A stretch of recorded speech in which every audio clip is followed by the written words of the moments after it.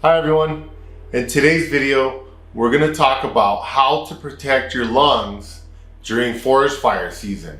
Coming up.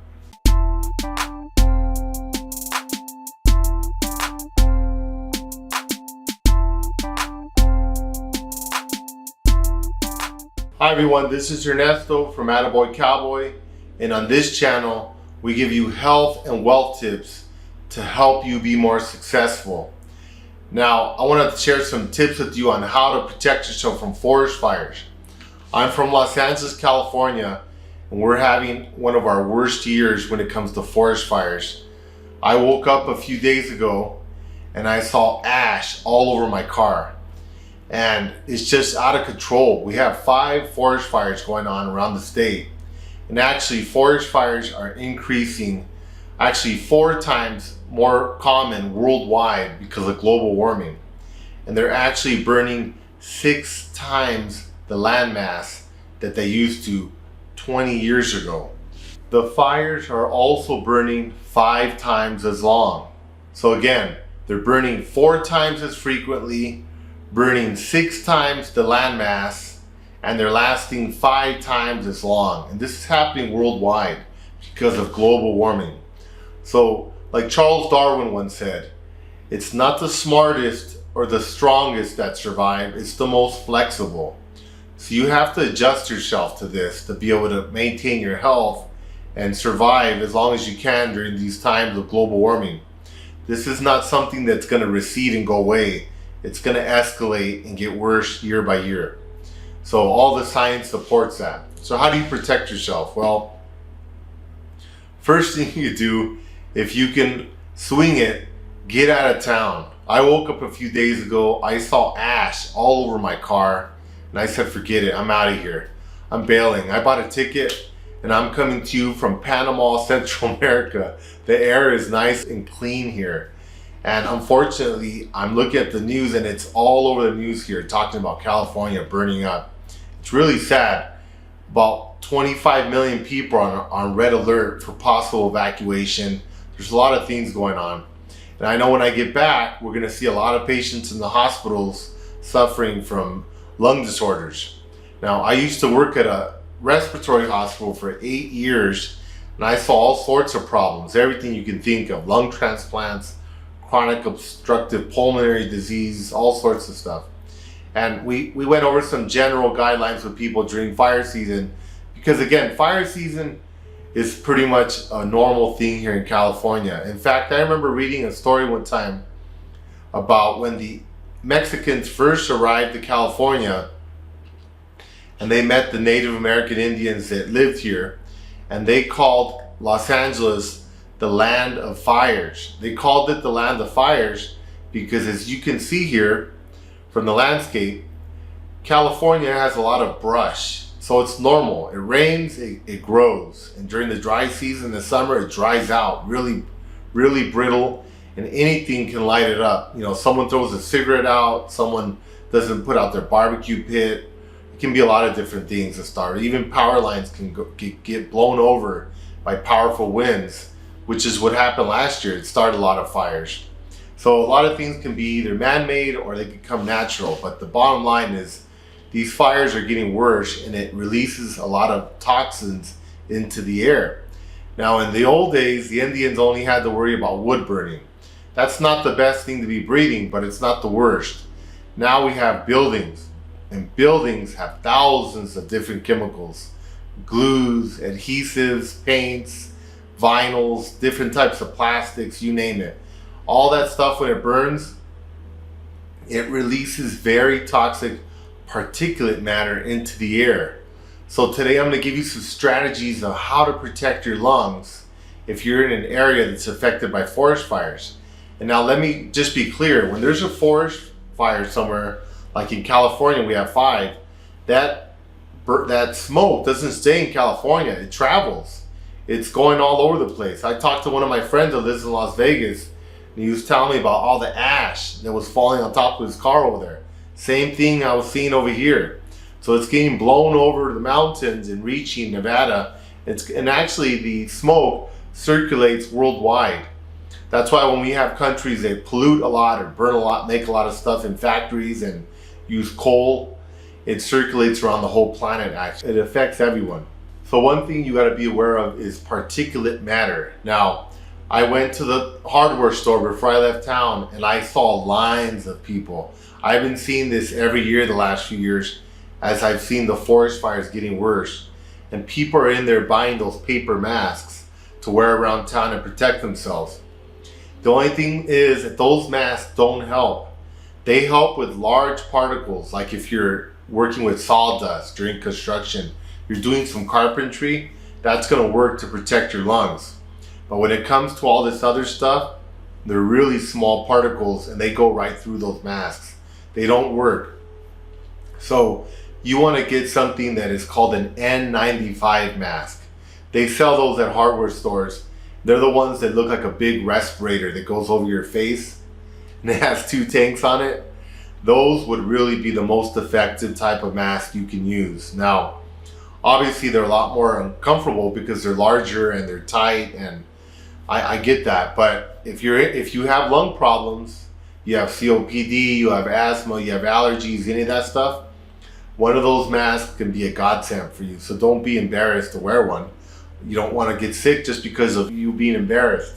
So N95 masks are the best to wear. Now, if you're going to wear a handkerchief or a towel or something, sure, it's going to have some effect, but it's going to have very little effect. And actually, you're just going to become very comfortable. You're going to get hot and sweaty from that, limiting your ability to breathe. So if you have to be outdoors, I recommend wearing an N95 mask. Now, a few tips if you have to drive around town. Use your air conditioner and keep the windows rolled up. Keep your air conditioner on recirculate. Don't allow air to come in, because then you're allowing particulate matter to come in. And guess who's filtering that? You are. You're filtering it with your lungs. You don't want that stuff in your lungs. I'll explain in a minute how it damages your lungs. But you don't want it getting trapped inside your lungs and doing damage. So use the recirculate. So it'll just keep recirculating the same air in the car, and it'll use your air filter. If you haven't lately, pull your air filter out and wet dry vac it with a HEPA vac or just any kind of wet dry vac, so you can get the large particles off the air filter. That will help you when you're in your car. Now, when you're in your home or your office, do the same thing. Keep your AC on, clean your air filters with the air vac. And remember, there's a lot more waste in the air during the forest fire. So you have to be more conscious about cleaning your filters. Get your vacuum out and vacuum your filter, extend the life of it a little bit. If it's already an old one and needs to be replaced, then replace it. But oftentimes, you can just wash it and you can clean it a few times by vacuuming it. And that usually extends the life of the air filter. But definitely check your air filters, and in your home, do the same strategies you would in the car. Close all the windows and doors, close the hampers to your chimney, close everything that has an outlet to the outdoors, and put your air conditioning system on recirculate. That will help immensely to keep all that particulate damage out of the house. The other thing you want to do is don't add waste to the air. Don't burn candles, don't burn incense, don't spray any of that stuff during a fire, because all you're doing is adding more stuff into the air. You're charging up your filters, you're just taxing your lungs even more. I don't recommend that stuff at all in general, but if you're gonna do it and your body doesn't have to work as hard to filter that stuff out. Now, if you're gonna exercise indoors, same deal. Most gyms have air conditioning, so you're okay to exercise indoors. But I would even cut down your exercise just a bit, because even though you have air conditioning and filters and all that stuff, it's not 100%, and some of that stuff is still gonna get in. You're still gonna be breathing it. So if you can kind of tone it down a little bit, at least till the fires blow away or lessen, that would be a lot more beneficial for you. You're not gonna ingest a lot of that particulate damage. Definitely do not exercise outside. I live in LA and it drives me nuts, because I used to run for 10 years as a marathoner. I get off work and I'm driving around at 5, 6, 7 o'clock. I see people running during traffic hour. That's a terrible time to run. Think about particulate matter. It has a weight to it. When you burn coal or you burn houses or forest or whatever's burning, it releases particles into the air. That stuff has a weight. So it goes up And then as time goes by, it starts to settle. So as soon as you wake up in the morning, around 6, 7 in the morning, when people start driving out to work, that's when all that debris starts getting pushed into the air. And throughout the day, more of it and more of it's getting loaded up into the air you're breathing. It's spewing out of all the offices, the factories, the cars, the trucks, you name it. It's all getting charged into the air. So if you exercise at 5 or 6 o'clock, that's like a perfect storm for lung damage. You're using your lungs as a filter for the city. You're cleaning all that particulate damage out. So do not exercise outdoors, especially late in the day. That's the worst time. The best time to exercise, if you're gonna exercise outdoors, is in the morning, early. 4, 5, 6 in the morning, before everybody starts driving out to work and kicking up all that debris into the air. That way the particulate matter has had the entire day and the entire night to settle down on the ground.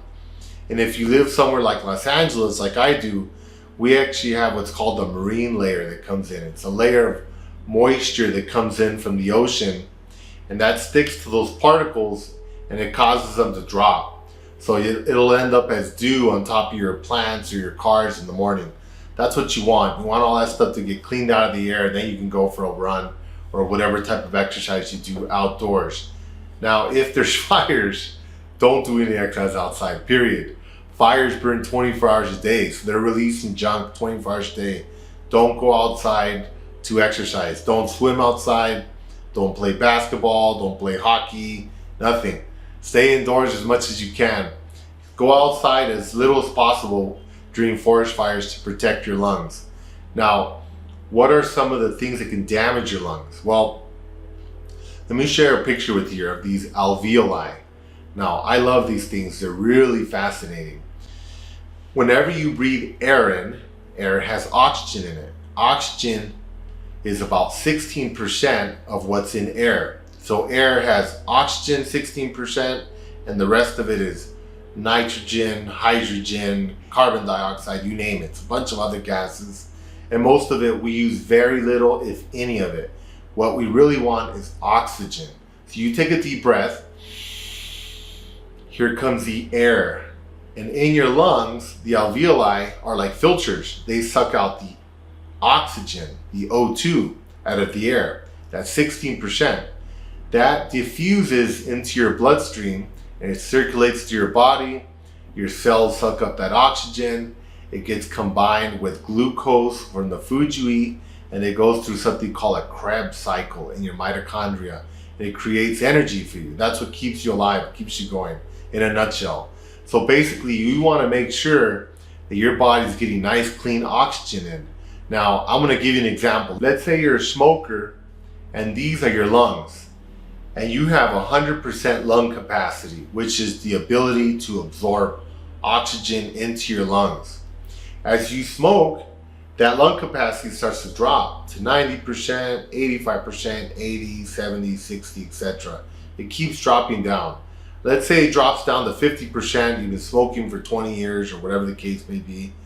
And what that means, if you're at 50%, that means you're gonna have to do twice as much work to get the same amount of oxygen into your body that you normally would. Now that's gonna be a lot more work. So what's gonna end up happening is you're gonna get less oxygen in your body, you're gonna get tired, your brain's gonna get tired, you're gonna get headaches. There's a lot of things that can happen. And actually, if you get really low on oxygen, you become what's called anoxic. You get anoxia, which means you're chronically low on oxygen. That's a bad deal. You don't want to be anoxic. When you become anoxic, your body basically starts rationing oxygen and saving it for the vital organs. So what are the most important organs? Well, your brain and your heart. So that means that everything else, they cut the oxygen supply to it. So your body starts cutting the oxygen to your liver, your kidneys, your stomach, everything else, your pancreas.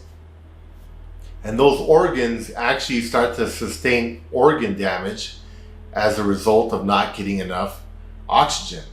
So you do not want to be oxygen deficient. It's not a good thing. It causes a lot of problems. In fact, a lot of people that have respiratory problems, they end up with organ problems because of the chronic insufficiency of oxygen reaching that tissue. And that tissue needs that oxygen to heal itself and regenerate itself. So obviously when you're not getting enough oxygen, it's going to cause a lot of damage to that tissue. It's going to age it faster. So you're going to have more and more problems down the line. Now the way this works is that when you inhale particulate stuff, like stuff from forest fires, things that you shouldn't be breathing, it goes into your lungs and it gets stuck to those alveoli, and it actually starts to clog the little holes on it that filter in oxygen for your body to use. Now the problem is your body does some cleaning. It has mucus on it. That mucus works as a barrier. That's why you have mucus in your nose and your throat and your lungs. That mucus works as a filter. It's actually your body's filter for catching a lot of that junk, and then your body kind of moves it up with these little hairs called cilia. It moves it up, and then you cough it up, or you sneeze it out, or you blow your nose, or you pick your nose, or whatever it is you do to get that stuff out of your body. That's why it is a good thing to blow your nose or to cough up phlegm. You want to get that stuff out. That stuff is not good for you. It's usually waste, and your body is filtering it. So by helping it getting out, you're helping clean your filters. So remember that. It's okay to sneeze and clean your nose out and stuff. But the issue is when you get a lot of this really toxic stuff, like from coal mines or from paints or tars or from all the materials that are getting burned in houses, that stuff is toxic. Your body doesn't really know how to deal with it. So a lot of it goes in and it just stays there in your lungs. And what happens is it starts to clog the tissue on your alveoli, and it starts to die. It causes cell damage because it's not getting oxygen. So basically it starts suffocating, and you end up with decreased lung capacity. So if you do an x-ray of these lungs, I've actually seen scans of lungs where you'll see healthy lungs and they're all, for example, white. And then you'll see some that are damaged from working in a factory, or working in construction, not wearing masks, or being exposed to forest fires. And you'll see a bunch of black spots. Those are actually dead areas where your body is not able to absorb oxygen in, so it's decreasing your lung capacity. So you definitely do not want to limit your lung capacity, because it's going to cause, like I mentioned, headaches, fatigue, but it's also going to cause affect your processing. You're not going to be as smart because you need oxygen for your motor up here to think fast. If you're not getting a lot of oxygen to it, it's going to slow down your processing time. Your reaction is going to be slower, and it can actually start affecting your intelligence because you're going to start going to sleep earlier. You're going to stop interacting with people, with things. It's not a good thing. So you want to try to avoid as much of that damage as possible. Now again, if you can get out of town, bail. I'm in Central America, and I'm going to stay here for about a week and a half till the fires die down a little bit. And if you can't, if you have to stay at home, follow those strategies so you can take care of your lungs. These are the only two you're going to get. I've seen people with lung transplants. It's not fun. So try to avoid some of that damage. And if you're a smoker or a vapor or any of that stuff, please cut down while there's forest fires.